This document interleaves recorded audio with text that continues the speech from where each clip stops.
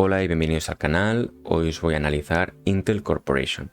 Esta empresa que cotiza en el Nasdaq causa cierto interés por muchos inversores. De hecho, he visto en Twitter que inversores muy seguidos la tienen en cartera y creo que es interesante, visto lo visto, pues que haga un análisis de los estados financieros que ha presentado en el primer semestre de 2021.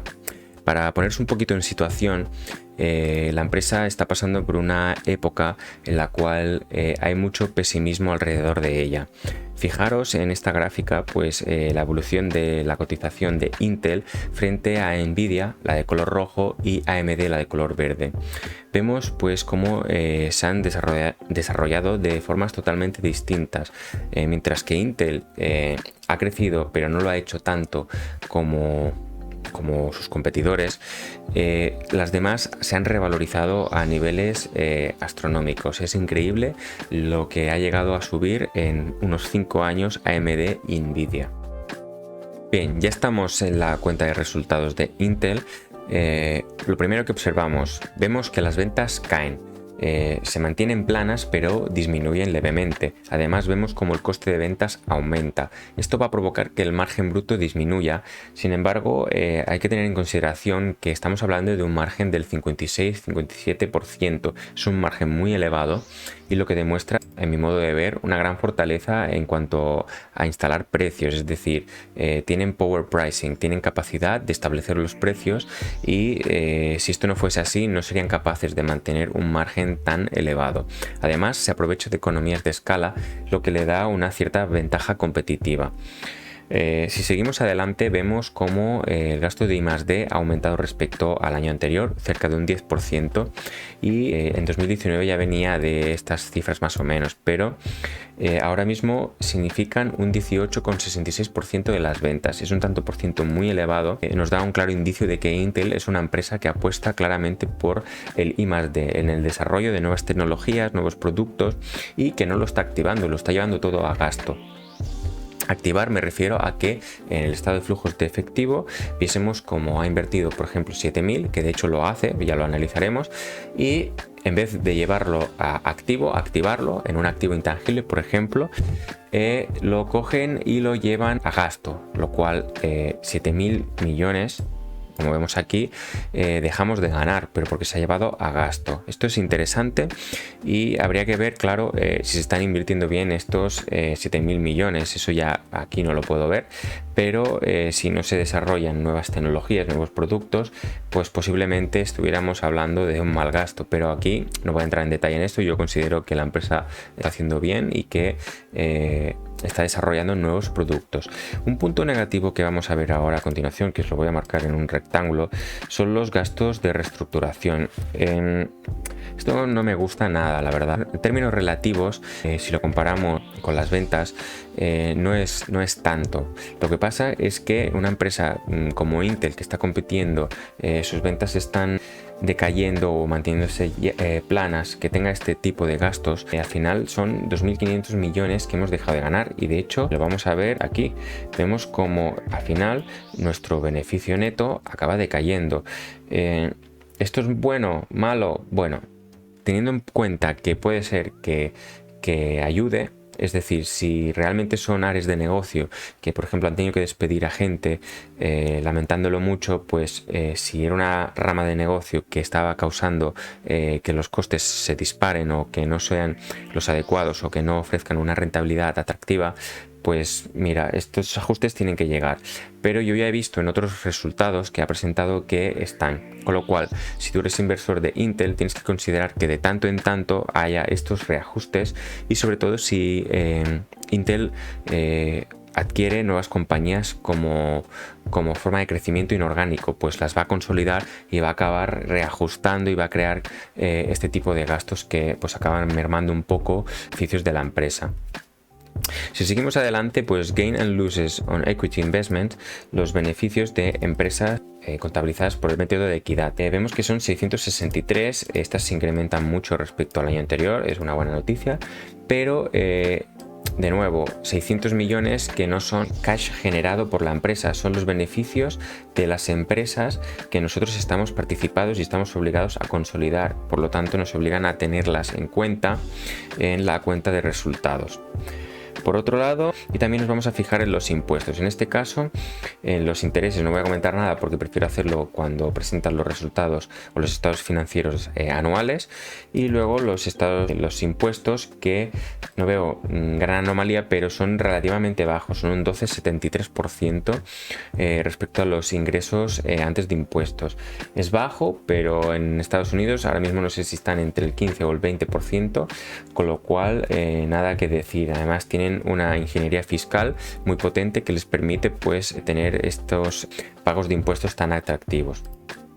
Luego, para finalizar la cuenta de resultados, el beneficio por acción no se diluye mucho.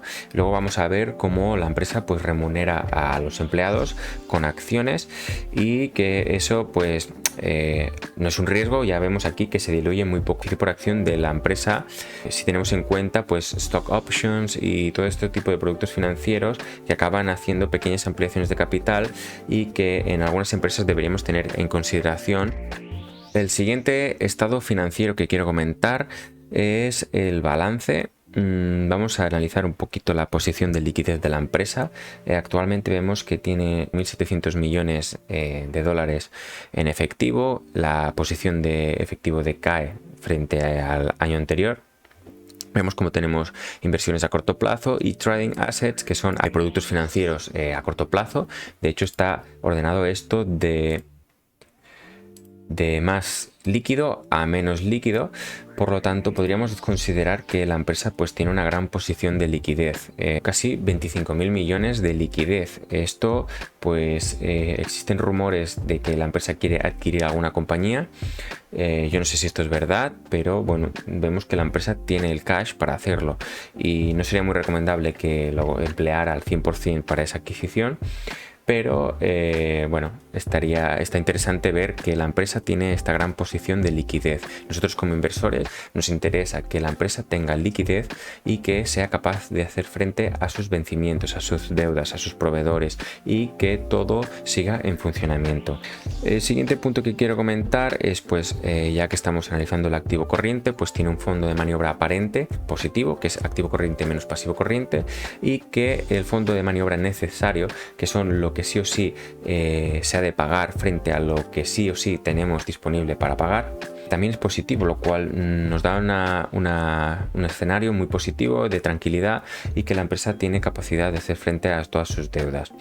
Luego, detalle importante, los clientes no incrementan en una proporción muy elevada en frente al ejercicio anterior, pero teniendo en cuenta que las ventas decaen, hay que tenerlo en consideración porque puede ser un indicio de que se estén flexibilizando en las condiciones a nuestros clientes por tal de mantener ventas. Es decir, te amplío el crédito a más plazo, tú que antes no te iba a vender porque creo que tienes una situación crediticia complicada, ahora sí te vendo.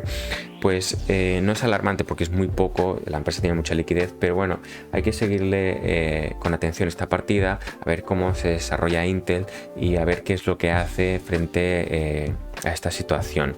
Luego pues también vemos otro detalle en el que yo me fijo, que los inventarios disminuyan o se mantengan planos, es decir, que no se acumula aquí el efectivo, que al final pues los inventarios, la única forma de sacarlos son o vendiéndolos o deteriorándolos.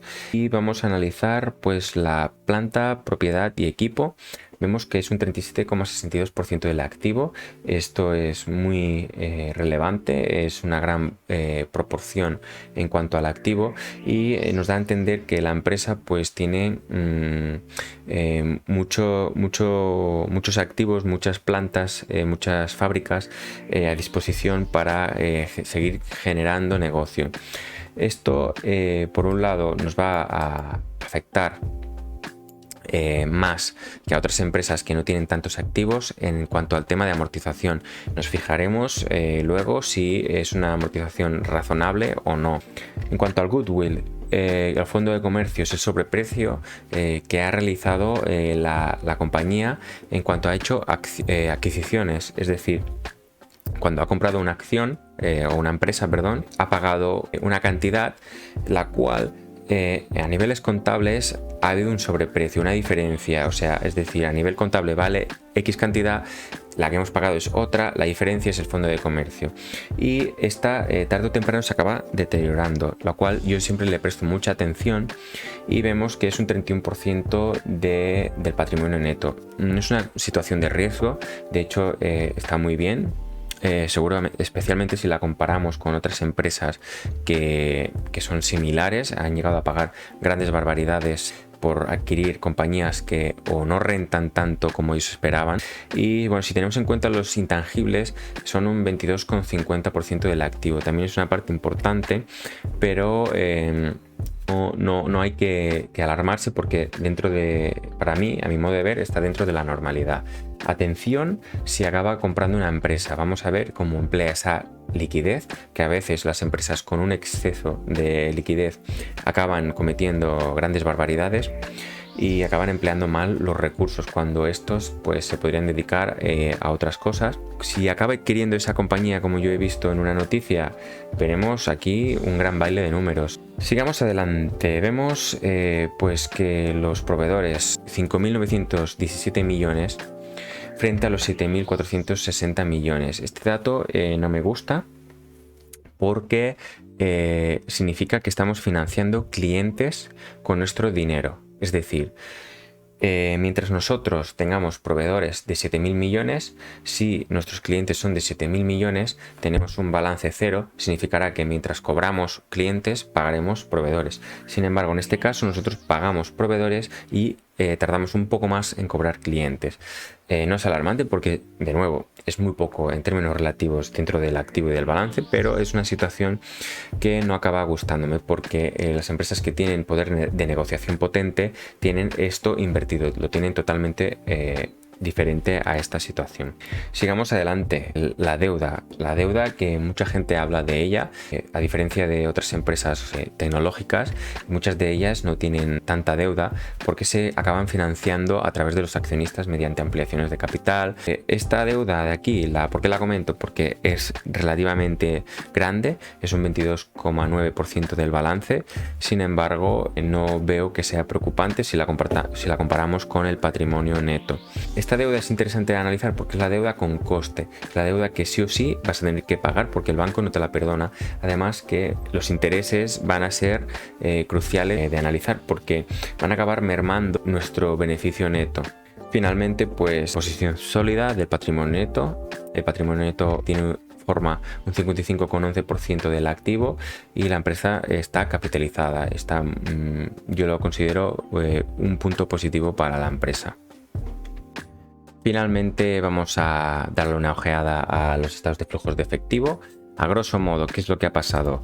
Pues la empresa ha generado unos 14.294 millones sin tener en cuenta ajustes que nosotros podamos hacer después para tener una cifra más limpia, más transparente o más significativa para nosotros, de los cuales 14.294 de los cuales ha invertido 9.451 millones.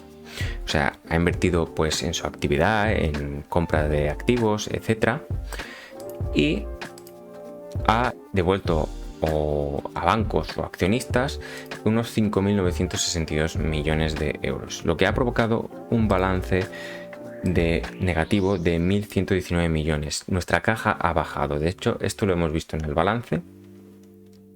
Y esta situación no es ni mala ni buena, simplemente vamos a ver el por qué ha pasado. Después del beneficio neto nos encontramos con una serie de ajustes. Por ejemplo, las amortizaciones es un gasto pues que no ha salido de caja, no ha salido dinero porque es un ajuste contable. Vemos que son unos casi 5.000 millones. Vemos como de este gasto es un gasto de remuneración a empleados. Normalmente se agrupa en gastos operativos o I+D. Y que realmente no ha sido efectivo, simplemente es un gasto, es un coste, pero que al final pues se le van a dar acciones y no va a conllevar una salida de caja.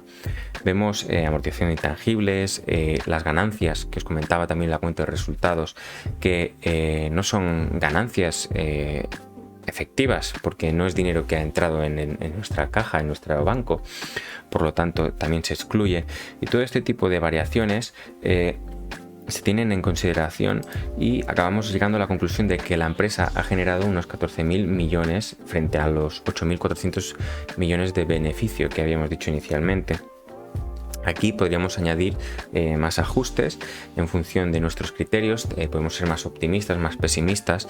Vemos pues estos 4.862 millones que la empresa ha invertido unos 7.574, con lo cual ha invertido más de lo que ha amortizado, lo cual pues puede ser algo positivo. Vemos como la empresa sigue invirtiendo activamente en sus instalaciones, en sus plantas, con lo cual tiene confianza en el desarrollo de su negocio. Aquí abajo vemos cómo hace un juego de cuando las inversiones a corto plazo pues se vencen a corto plazo, obviamente, y la volvemos a invertir, renovamos y hacemos ese tipo de juego. Lo mismo pasa con los trading assets, los activos comerciales. Pueden ser multitud de cosas, pero son productos financieros a corto plazo que vencen y van renovando. Y aquí vemos cómo tienen un programa de recompras que ha disminuido frente al año anterior, al menos en la misma etapa del año, en el primer semestre, y que el dividendo se mantiene estable, con lo cual vemos cómo va saliendo dinero, en este caso para recomprar acciones, que es una forma de remunerar al accionista, y en forma de dividendo, que es remunerar en efectivo a los accionistas. Por otro lado, pues la deuda que tiene, apenas ha amortizado deuda, unos 500 millones, es insignificativo con la deuda financiera total que tiene. Pues hasta aquí el análisis de los estados financieros. Espero que os haya ayudado mucho, que os haya ahorrado mucho tiempo y que sobre todo, si os gusta, comentar. He visto en vídeos anteriores comentarios que me han hecho mucha ilusión, y muchas gracias por estar aquí, por llegar hasta aquí. Hasta el siguiente vídeo. Gracias.